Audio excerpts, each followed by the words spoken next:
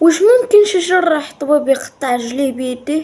قصة اليوم صدمت العالم كامل. قصة نتاع نيل، الجراح اللي كان ناجح ومعروف وعنده سمعة كبيرة، ولكن وراء هالصورة كان كاين سر خطير.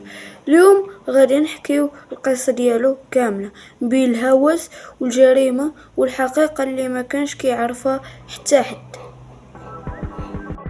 ديكاس اي واحد مشاهد وما عندناش معك وسالة. شكون هو هاد نيل؟ نيل كان جراح معروف في بريطانيا، خدام في مستشفى كبير وكيبان قدام الناس إنسان عادي جدا، عنده عائلة، خدمة محترمة وحياة مستقرة. ولكن في الحقيقة نيل كان كيخبي جانب مظلم. كان عنده هوس غريب بعلميات بتر الأطراف، ومع الوقت هاد الهوس مبقاش غير فكرة، تحول إلى رغبة خطيرة.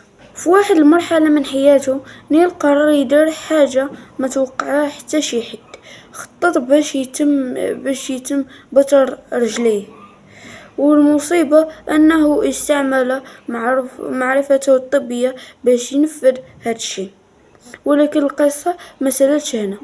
من بعد تحقيقات تبين أن الموضوع ماشي غير قرار شخصي، ولكن كانت كاين شبهات أخطر مرتبطة بطريقة تفكيره والسلوك ديالو.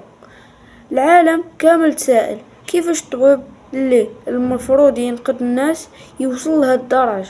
كاين أضرار نفسية نادرة كيخلي بعض الأشخاص يحسوا أن عضو من الجسد ديالهم ما كيخصهمش، كيحسوا براسهم خاصهم يعيشوا بلا داك العضو باش يحسوا بدرجة النفس. بعض الخبراء قالوا أن لين كان ممكن يعاني من اضطراب نفسي، ولكن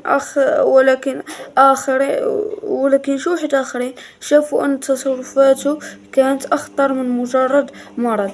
وهنا بقات القصة بين سؤالين: واش هو مريض ولا شخص تجاوز كل الحدود الأخلاقية؟